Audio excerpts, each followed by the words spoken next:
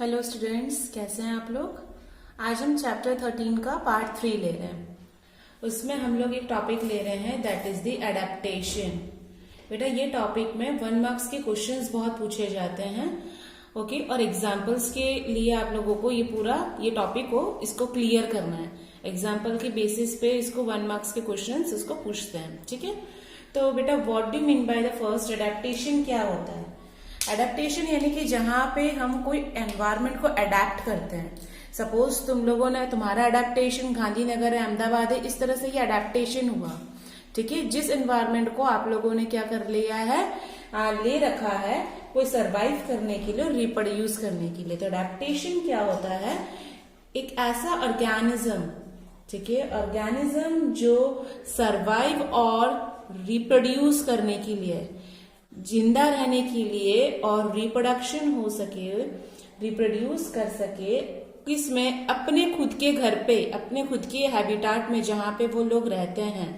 तो ऐसे मैकेनिज्म को हम लोग क्या बोलते हैं, दैट इज दी एडेप्टेशन। ठीक है, अब ये जो प्लांट्स होते हैं, एनिमल्स होते हैं, वो लोग अलग अलग टाइम पे क्या करते हैं, एडेप्टेशन फॉलो करते हैं। इट मीन्स दैट कि वो एक, उस प्रोसेस को हम लोगों ने क्या नाम दे दिया है, एक नेचुरल सिलेक्शन।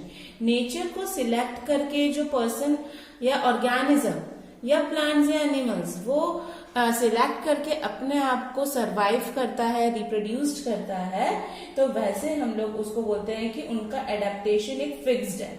ओके, तो वैसे ही हम एडेप्टेशन में 2 मेजर पढ़ेंगे कि प्लांट्स, बहुत सारे अलग अलग प्लांट्स अलग एडेप्टेशन लेता है और बहुत सारे एनिमल्स भी अलग अलग एडेप्टेशन फॉलो ऑन करते हैं। तो इसी एडेप्टेशन में हम लोग ये पढ़ रहे हैं कि adaptation in, that is the plants.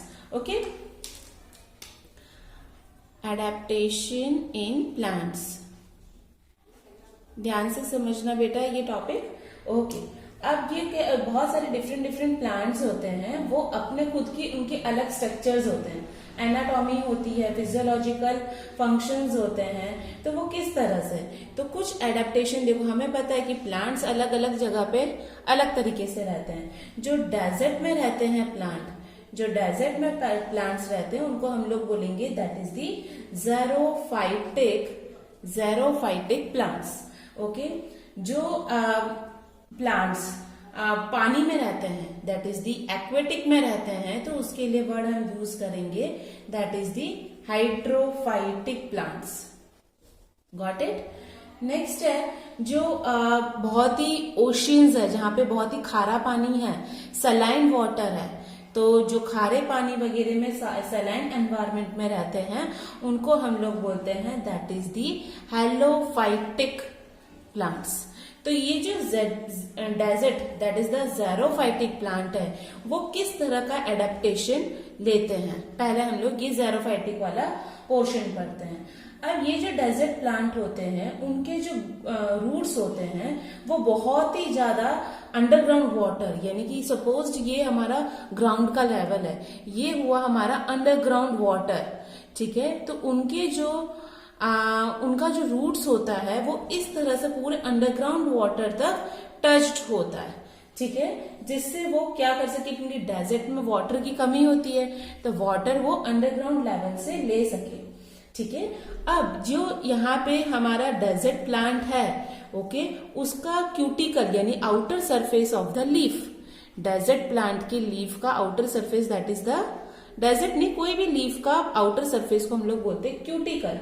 ये जो क्यूटिकल होता है, उन लोगों का कैसा होता है, थिक होता है, बहुत ही मोटा होता है, जैसे तुमने अपोइनशिया, कैक्टस ये देखा होगा। ठीक है, क्यों ये थिक होता है, क्योंकि इसमें क्या होते हैं, ये जो स्टोमेटा होता है वो बहुत ही अंदर की तरफ रहता है, डीप इनसाइड। ठीक है, अब ये स्टोमेटा अंदर की तरफ है, तो फोटोसिंथेसिस रेट क्या हो जाएगा, लो होगा। लो हो रहा है तो ऑफ कोर्स ये हमारा जो ट्रांसपिरेशन यानी लॉस ऑफ वाटर, वाटर को जो बाहर निकालता है, वो क्या हो जाएगा, लोअर हो जाएगा, कम हो जाएगा। तो डेजर्ट का प्लांट होता है उसकी क्यूटिकल क्या होती है, थिक होती है, जिसके वजह से उनका जो स्टोमेटा होता है वो बहुत ही अंदर की तरफ प्रेजेंट है, अंदर गड्ढे में, डीप पीट्स में, जिससे वाटर का लॉस कम हो सके during the process of that transpiration.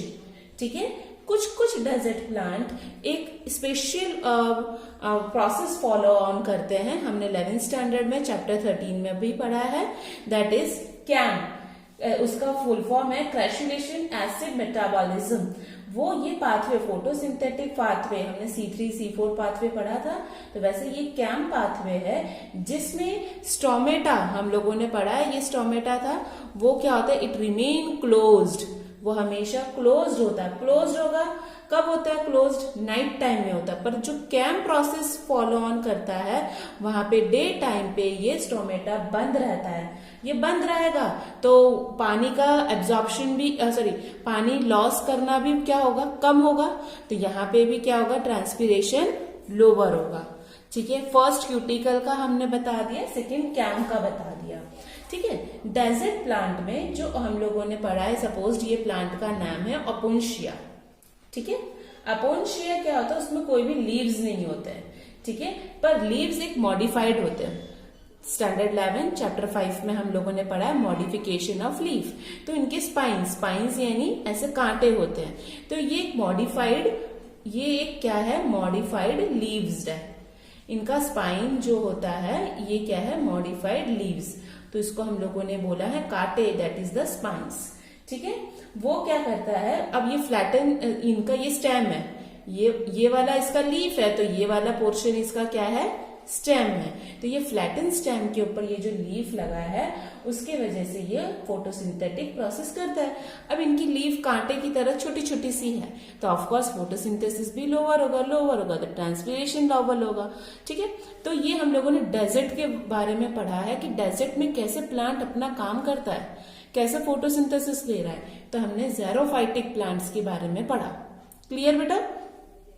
अब वैसे ही हम ये पढ़ेंगे कि जो एडेप्टेशन इन प्लांट सेकेंड था कि पानी वाला, वाटर में कैसे एडेप्टेशन प्लांट का अलग अलग उसका है, तो हम लोगों ने वाटर के लिए क्या पढ़ा था, दैट इज दी हाइड्रोफाइटिक। ठीक है, हाइड्रोफाइटिक प्लांट्स किस तरह से अपना मैकेनिज्म करते हैं। हाइड्रोफाइटिक दैट इज द, हम लोग बोल सकते हैं एक्वेटिक प्लांट्स। ओके, अब इस एक्वेटिक प्लांट्स में आप लोगों ने देखा होगा ये वाटर लेवल होता है, यहाँ पे ऐसे प्लांट्स होते हैं, उसके ऊपर भी प्लांट्स फ्लो करते हैं। ठीक है, तो यहाँ पे इनके अंदर एक ऐसा टाइप का सेल है, पैरेन्काइमा के अंदर ही एक सेल आता है, दैट इज एरेन्काइमा। ये भी आपको मैंने पढ़ाया हुआ है 11th में।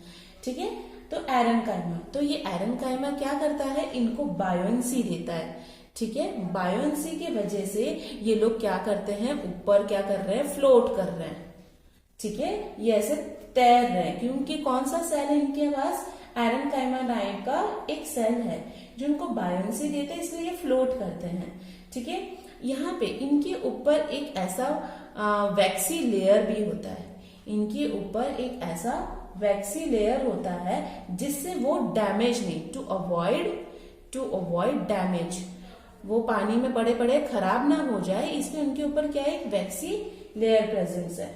ठीक है, जनरली यहाँ पे रूट्स क्या होते हैं, नहीं होते हैं। हमने ज़ेरोफाइटिक में पढ़ा था रूट्स होते हैं, तो यहाँ पे हम लोग एक और पॉइंट लिखेंगे कि that is the roots are generally absent.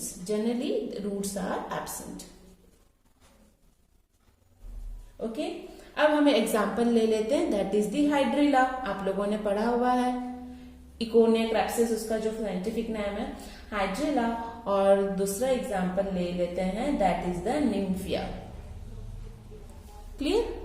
Okay बेटा, तो ये था हाइड्रोफाइटिक जो एक्वेटिक में रहते हैं, पानी में जो रहते हैं वो है, that is the hydrophytic. Okay, अब नेक्स्ट आता है कि सलाइन वाटर यानी नमक वाले पानी में लोग कैसे रहते हैं। तो नमक वाले पानी के लिए देखो, वो हाइड्रोफाइटिक था, तो नमक वाला पानी दैट इज द हेलोफाइटिक प्लांट्स, उसको हम लोग बोलते हैं that is the saline water. Okay, तो हाइड्रोफाइटिक प्लांट्स में क्या है, वो किस तरह से ये सलाइन में ऑर्गेनिज्म रहते हैं। तो जो प्लांट्स सलाइन हैबिटेट्स में रहते हैं उनमें ऐसा नहीं है कि वो सिर्फ ओनली अपना हाई कॉन्सेंट्रेशन जो सॉल्ट होगा, इनमें पानी के अंदर जो सॉल्ट होगा उसको टॉलरेट करने की उनमें क्षमता होती है। ठीक है, पानी में जो भी सॉल्ट का अमाउंट है उसको एक्सेप्ट करने की उन लोगों में पावर होती है, टॉलरेट होती है उस रूटिंग मीडियम में, जिससे वो वाटर सप्लाई हो सके इजीली। जो इनका रूट्स है उसमें वो इजीली एब्जॉर्ब कर ले और वो सॉल्ट के थ्रू ही वाटर का भी अपटेक हो सके। ओके, तो वैसे को हम लोग क्या बोलते हैं, दैट इज दी हैलोफाइट्स। ऐसे को हम लोग बोलते हैं that is the halophytes. Okay, ये जनरली हमें कहाँ देखने को मिलता है, that is the tidal marches. Tidal marches it means that कि जो दलदली एरिया है वहां पे। ओके, फिर आता है कोस्टल एरियाज, नदी के किनारे वाला। Okay, coastal dunes, mangroves. Mangroves यानी पानी के बीच में जो बड़े बड़े पेड़ होते हैं, लगे रहते हैं कि जैसे जैसे पानी निकला हुआ है और यहाँ पे ऐसे ऐसे बड़े बड़े ट्रीज है। ठीक है, ये सारे मैनग्रूव्स होते हैं। फिर यहाँ पे भी छोटे छोटे प्लांट्स होते हैं, तो वैसे इनको मैनग्रूव्स बोला जाता है। ठीक है, तो ये क्या होते हैं, ये जो मैनग्रूव्स होते हैं वहां पे यहाँ पे ये सारा सब सलाइन हैलोफाइट्स के कैटेगरीज में आता है। ठीक है, कुछ ऐसे ग्रीन एल्गाई भी होते हैं, ग्रीन एल्गी। ग्रीन एल्गी भी हमें इस एरिया में देखने को मिलते हैं, और एग्जाम्पल इसका हम लोग दे लेंगे, दैट इज द दुनैलिया। दुनैलिया। ओके बेटा, अब ये जो मैनग्रोव्स होते हैं उन लोगों में सिर्फ ये जो मैंने मैनग्रोव्स बोला वो लोग सिर्फ सॉल्ट को एब्जॉर्ब करने की पावर नहीं होती है। ठीक है, वो लोग क्या करते हैं, एनारोबिक कंडीशन यानी कि ऑक्सीजन नहीं होता है उस टाइम पे भी वो लोग क्या करते हैं, वहां पे तो वहां पे सिर्फ ओनली सॉल्ट का एक्सेस सॉल्ट नहीं होता है, excess but they also have the excess water.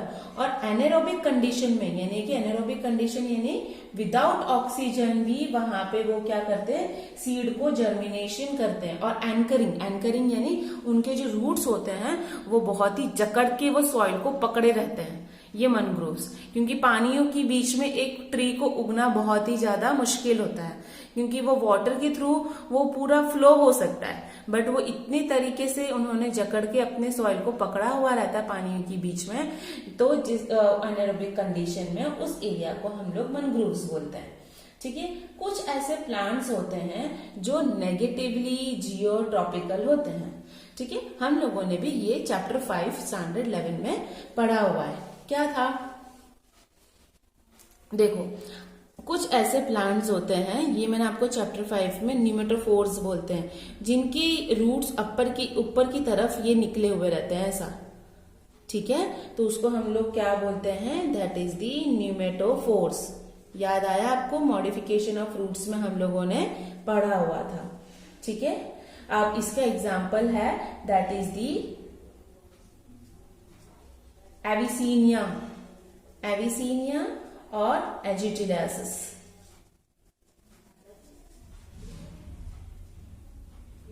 Okay, तो ये न्यूमेटोफोर्स ये भी एक तरह का अलग से है सलाइन हैबिटेट में, ये अलग तरीके से अपना ग्रो करता है, एडेप्टेशन है उनका। जो मैनग्रोव्स प्लांट होते हैं, ये जो मैंने मैनग्रोव्स प्लांट की बात की है, वो लोग कैसे होते हैं, विविपैरी। विविपैरी का मीनिंग क्या होता है, डायरेक्ट जो बच्चा दे देता है। ठीक है, इट मीन्स दैट वो डायरेक्टली क्या करते हैं, सीड को जर्मिनेट कर देते हैं, कोई फ्लावर स्टेज नहीं आएगा यहाँ पे। ठीक है, तो यहाँ पे वो लोग कोई पॉलिनेशन, कोई फ्लावर स्टेज नहीं, डायरेक्ट सीड को जर्मिनेट कर देते हैं। ठीक है, और जो फ्रूट होता है वो प्लांट से हमेशा अटैच्ड ही रहता है। फ्रूट इज अटैच्ड, हमेशा ये फ्रूट अटैच्ड रहता है। इसका सबसे ये बहुत ही इंपॉर्टेंट पॉइंट है, याद रखना। और इसका एग्जाम्पल है बेटा, that is the Rhizophora. Rhizophora, और तुम एक और याद रखो, दैट इज द एजिसेरास। ओके, तो ये बहुत ही इंपॉर्टेंट है आपको। एडेप्टेशन इन प्लांट्स, हम लोगों ने डेजर्ट प्लांट पढ़ा, ठीक है। फिर आया that is the aquatic, hydrophytic, saline, हेलोफाइटिक।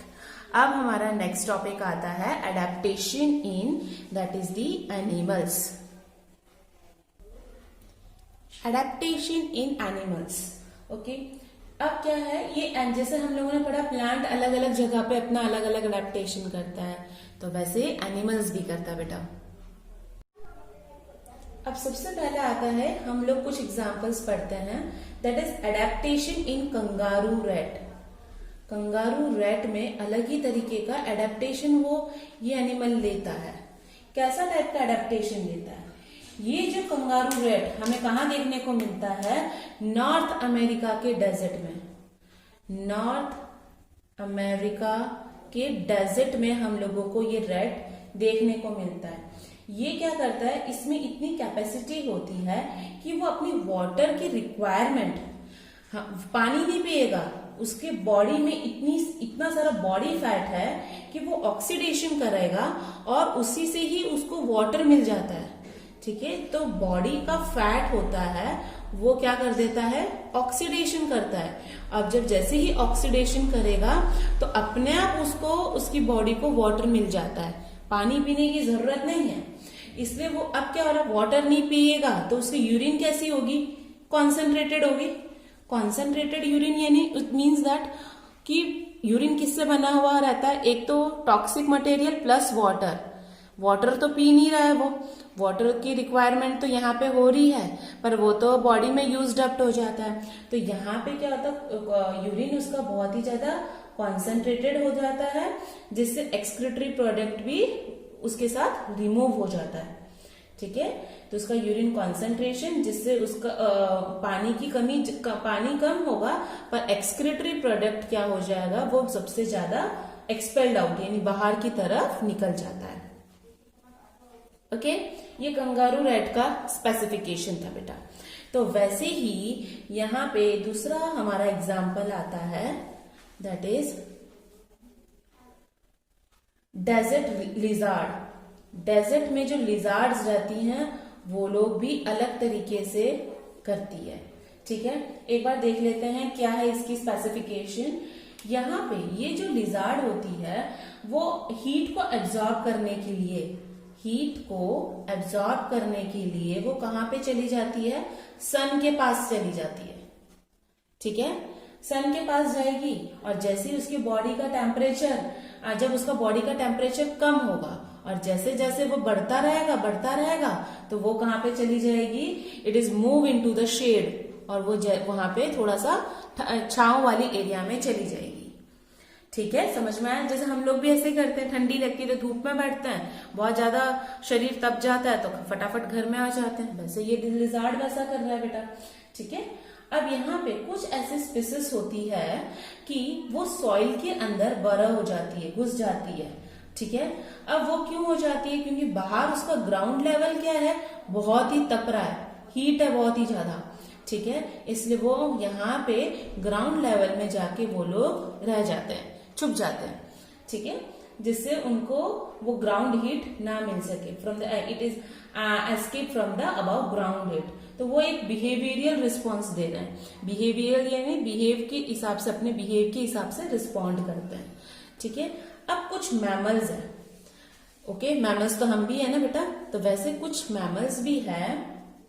Third example इसमें आता है मैमल्स का। ओके, अब जो बहुत ही ठंड वाले, जहां पे बर्फ गिरता रहता है, ठंड वाले एरिया में, कोल्डर क्लाइमेट में क्या होता है, वहां के जो मैमल्स होते हैं उनके क्या होते हैं? शॉर्टर ईयर होते हैं, कान उनके बहुत ही ज्यादा छोटे होते हैं, पर जो हाथ और पैर, दैट इज द लिम्स होते हैं, वो क्या होते हैं? बड़े होते हैं, जिससे वो क्या कर देते हैं? To minimise the heat loss. ठीक है, हीट ज्यादा वो लॉस नहीं कर पाते हैं। और जैसे पेंगुइन है छोटा सा, पर वो इतना बड़ा है कि वो पूरा से कवर कर देता है, जिससे हीट वगैरह लॉस ज्यादा ना हो, बॉडी तक ही रहे। ठीक है, और उनके ईयर्स वगैरह शॉर्टर होते हैं।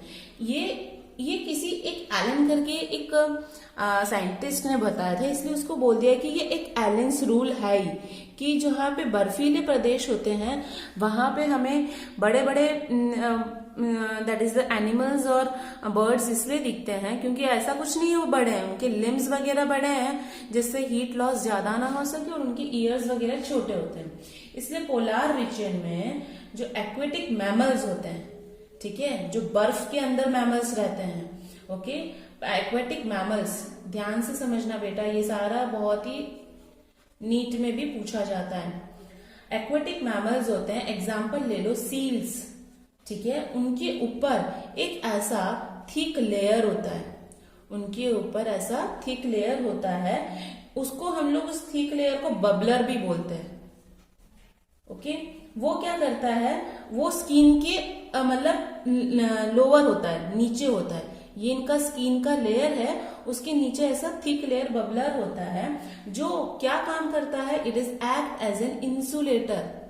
इंसुलेटर यानी जो करंट वगैरह नहीं लगाता, कंडक्टर अलग होता है, इंसुलेटर, तो इंसुलेटर का काम करता है जिससे बॉडी का हीट कम हो। तो इंसुलेटर क्या है, बॉडी हीट मिनिमाइज करता है, तो ये एक्वेटिक मैमल्स करते हैं। तो इतने बर्फ वगैरह एरिया में भी ये लोग रह सकते हैं, ओके बेटा। अब वैसे ही जैसे एडेप्टेशन इन एनिमल्स है तो एडेप्टेशन इन प्लांट्स पढ़ा, तो हम लोगों में भी तो एडेप्टेशन कहीं ना कहीं कॉज करता ही है। हम लोगों को भी तो, हम लोग हर जगह अलग अलग जगह पे रहते हैं, कोई हिली एरिया में रहता है, ठीक है, कोई कहीं पे बर्फ वाले एरिया में रहता है, बहुत ज्यादा गर्मी में रहता है। तो वैसे ही अब ह्यूमंस का एडेप्टेशन भी आता है। तो हाई एल्टीट्यूड्स में जो बहुत ही हिली एरिया है, पहाड़ी प्रदेश होता है, वहां पे ह्यूमंस का अलग ही लेवल होता है, ठीक है। अब जैसे कि हाई एल्टीट्यूड में हम देखते हैं कि कहाँ पे, मनाली एरिया में एक रोहतक पास है, मनाली एरिया के पास, ठीक है, वहां पे रोहतक पास, ठीक है, वहां पे बहुत ही हाई एल्टीट्यूड है, हाई हिली एरिया है, ओके, जो करीबन 3500 मीटर से ज्यादा है उसका। फिर चाइना में हम लोगों ने मानसरोवर ले लो, ठीक है, वो तिबेटियन एरिया को कवर करता है। वहां पे जनरली ये जो इस एरिया पे जो लोग रहते हैं ना, वो एल्टीट्यूड सिकनेस होता है। एल्टीट्यूड सिकनेस यानी जैसे कि ऊंचाई से वो लोग डरते हैं, तो उनको ऐसा बोला जाता है एल्टीट्यूड सिकनेस, ठीक है।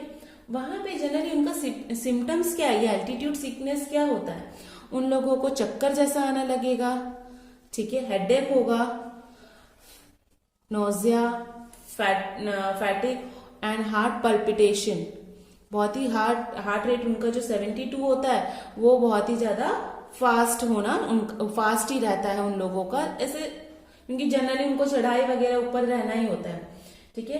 क्यों होता है ये सब क्यों हो रहा है, because of lower atmospheric pressure, क्योंकि वहां पे एटमोस्फेरिक प्रेशर क्या होता है, बहुत ही लोअर होता है, जिससे बॉडी को इनफ ऑक्सीजन नहीं मिलता है, बॉडी को इनफ ऑक्सीजन नहीं मिलता है।